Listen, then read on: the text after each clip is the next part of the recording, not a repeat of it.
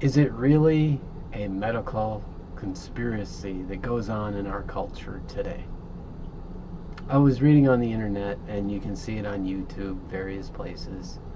All the statistics about, 20, 50% of the Americans believe that we have some sort of medical conspiracy, many different conspiracies going on in our culture today. And that would mean that you've got a group of people who are intentionally trying to do something in such a way that other people don't know to manipulate them. And then you have to ask yourself, well, is that really humanly possible? Well, actually, yes, it is. We have groups of people depriving other people of their rights and, work or whatever, chance to vote. In ancient England and various cultures, they had just a select group of people ruling over other people. Certain people don't pass along knowledge. So yeah, conspiracies happen, but do we have medical ones? Well, that would mean that the people in the medical profession would have to actually know stuff and then intentionally hide it from you. Or simply not tell you so that they could make money, right? That's kind of what they mean by medical conspiracy. I was in the store the other day, and I stopped by the vitamins. I stopped using vitamins a couple years ago when I realized, I was underemployed, so I had time to do some research. I'm a non-degreed engineer. So I went in and I did some research refreshing on the vitamins and minerals and calories we need each day, rather than depending on what other people say. And so I stopped and I picked up these vitamins at the store, because we'll see, you can get your vitamins all in one fell swoop, nice and easy, right? And I read the label. It was for people over 40 or 50, and it was sugar, water, minerals, vitamins. I'm like, no kidding. I was just reading the other day on Wapika that a pear is basically water and sugar and some vitamins and some minerals. It was fresh in my mind exactly what they were at the time. And I had been looking up things like dandelions and broccoli and all the good food that Mom and Dad said we're supposed to eat by the platefuls, right? And I remembered, well, dandelions has all of these vitamins and minerals, and it has a little bit of protein in it. And I was thinking, the label on these vitamins that we're supposed to be spending, 15, 20, 30 bucks for, I get that out of fruit. I can get that out of dandelion leaves. I can buy those at Whole Foods, or I can go down to the local park and pick them up. It's a lot cheaper than buying vitamins. Well, this is convenient. But is that some kind of conspiracy? I mean, have somebody went about saying, you need all these vitamins and minerals and you gotta buy them in the store, and you don't need fruit. Well, no, actually, we've got both of it out there. You need to eat your fruits and vegetables. And actually, if you eat the right amount, the right ones, well, then you don't need the vitamins. But when I was looking at it and reading it, the pharmacist was just looking at me. Because I was looking at it like an engineer looks at stuff. And so I'm like, how many of these other pills in here are just natural things that I can buy in fruits and vegetables? Meat for protein. Actually, vegetables are protein too. And are they just putting both out there, praising the one and just kind of like not speaking about the other? Some kind of complacency, or some kind of covert ignoring the really good stuff so you can buy my stuff. Well, I've seen that in engineering. I've seen that in electronics. People do that. But would somebody who really cares for your health, simply, not tell you the truth about, what you really need? I remember being sick more than once. You go to the doctor,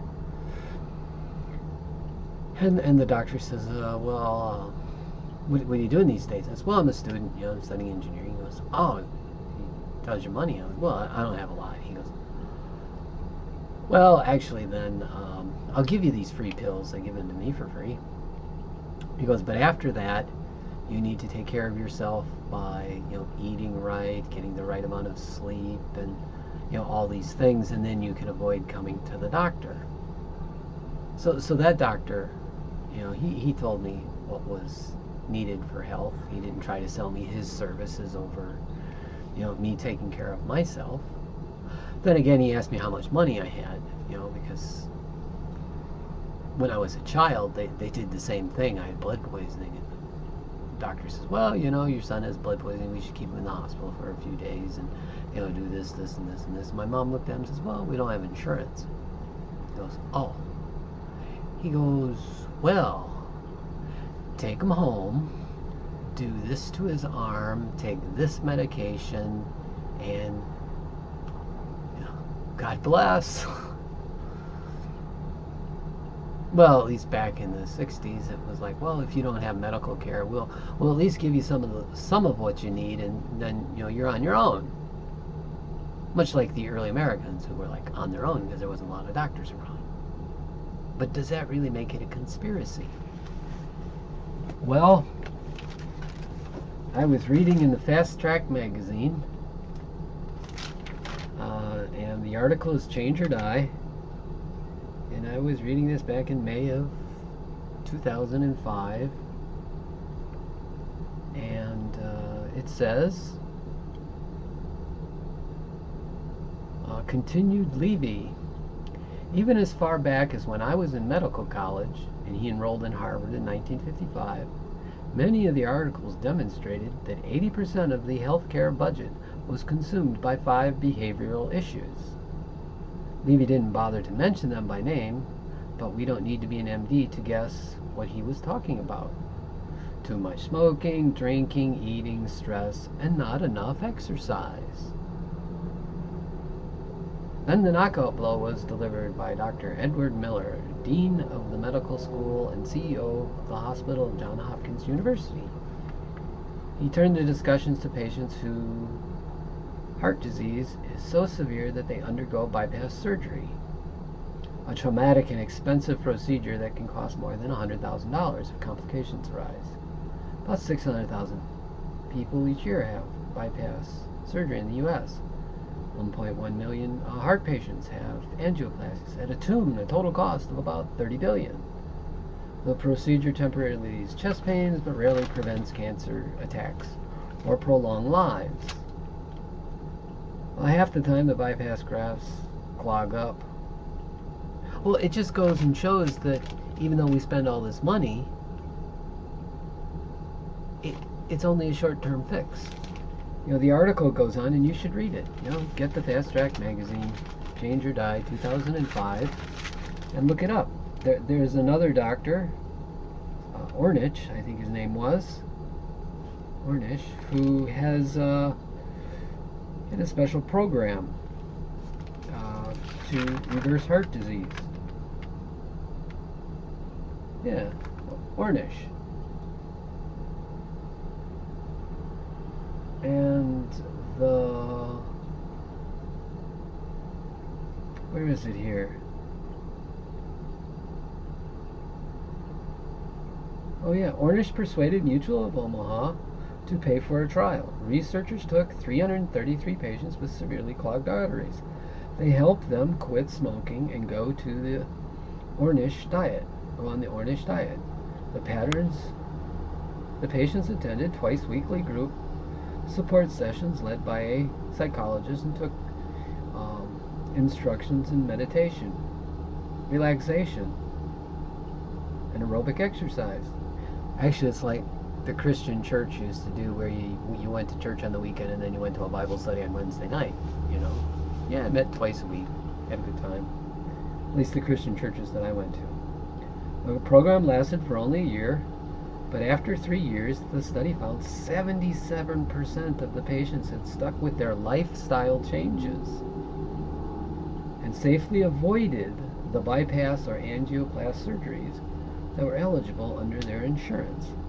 And Mutual Omaha saved about $30,000 per patient. Okay, so now we have the doctors knowing since the 50s what's causing all of the disease. I mean, they've done the studies. Lack of sleep kills you. We know heart disease can be avoided. If you follow the Ornish system, it's supposedly 100% avoided. So they've done the studies. The doctors know this stuff.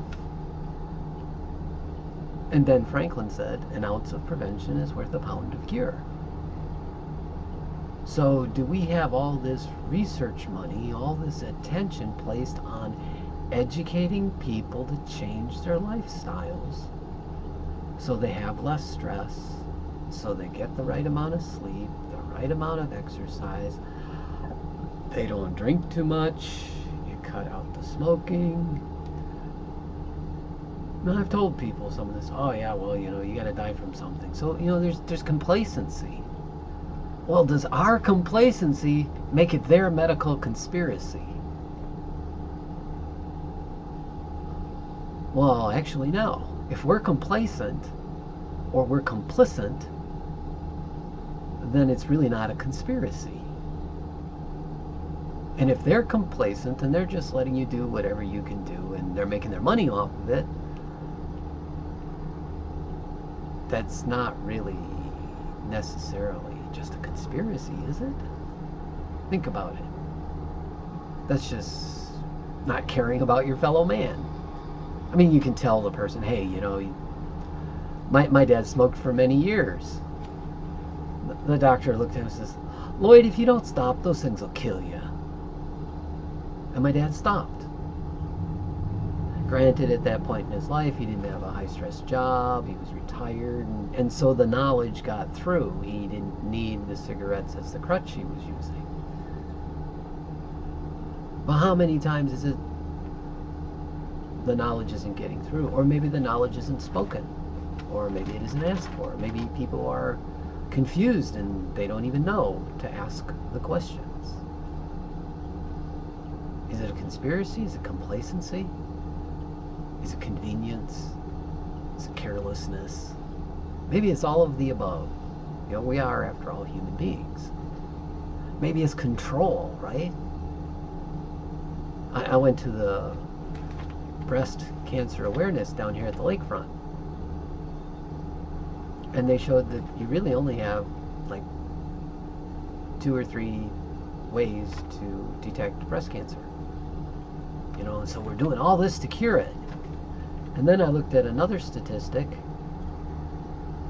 and it said 10%, 5 to 10% of breast cancer is inherited. I got it right here on American Cancer Society's information that they gave me. I had to write it down, because they didn't hand out those simple facts. So maybe it's the way the argument or the discussion is being framed. Some kind of control thing. We don't need to find a cure. Well, we should find a cure for the 5 or 10%, right? That inherited stuff. But for 90% of the people, it's just simply change your lifestyle and avoid it. Think about that one. If there were all these cars getting banged up because they went down Highway 100, and they're busy out there trying to fix the highway so that all these cars wouldn't get hurt,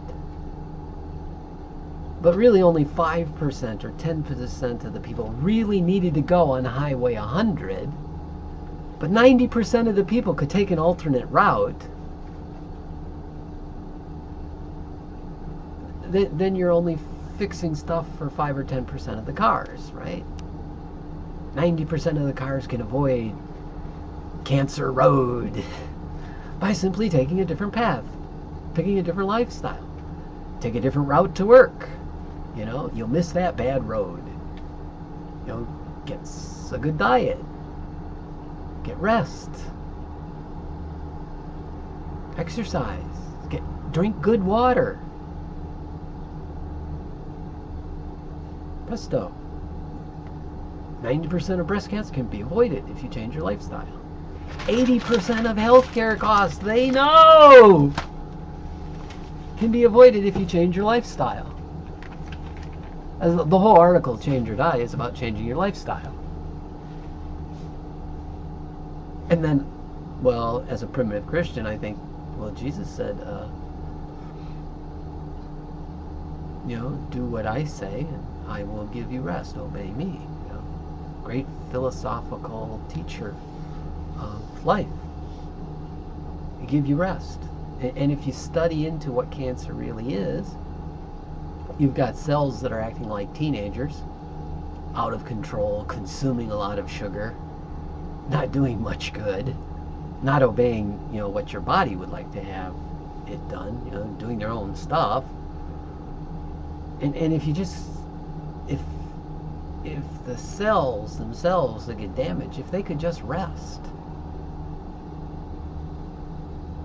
the body has this natural healing process, as long as you give it the vitamins and minerals. So think about that. Is that a conspiracy? Or is it just control? We're not framing the argument right, giving people careless and not giving people the information that they need in a way that they can use it. Well, everybody has to decide. It's evident, though. We know, the medical professional knows. And we know people want to make their money, and people want to stay in business. So, you know, if I'm not telling you what you need to do to take care of your car and avoid problems and stuff like that, and I'm an auto mechanic and then I fix it for you, would that be ethical? You know, if I know and don't say anything and then I profit from it, well, that's kind of what a conspiracy is, isn't it? Collusion is a bunch of people get together to make money in an unlawful way, unethical way. Or is it that, you know, society's gotten so complacent that they just let people tell them whatever to take care of their needs, because somebody has to have a job, and this is what I've always been told, and we're not breaking out of the control, maybe not intentional, but the knowledge that we have, the people that we talk to, that exhibits a certain control on us. Think about it. Medical conspiracy? Well, yeah, it looks like it in some respects. Medical complacency? Well, yeah, a lot of people are complacent. They just don't put effort into it. Is it carelessness? Well, yeah, people get careless. Is there confusion? Well, yeah, if you are expecting a doctor to find the cure for cancer and you're giving gobs of money for that, think about that. If you spend $1,000 and help cure cancer or find a cure, when if you spend $300 and you can just go out and have a good time and rest and relax and take care of yourself and exercise and be around friends who love you and you love them and family, and you're like, well, you know, you don't have cancer because you've avoided the things that cause cancer. Too much sugar, not enough rest. How have you spent your money? It's a good thing to stop and think about. But you decide if you've watched this. You decide. My idea, I've seen enough. There's a certain amount of collusion, cash-seeking control freaks. There's a certain amount of complacency. People are like, oh well, yeah, I know, but what's the big ramification? I was there. I was like, well, yeah, and then I got sick. I almost died. I was like, whoops, better take care of myself. Be careful. So be careful. Decide.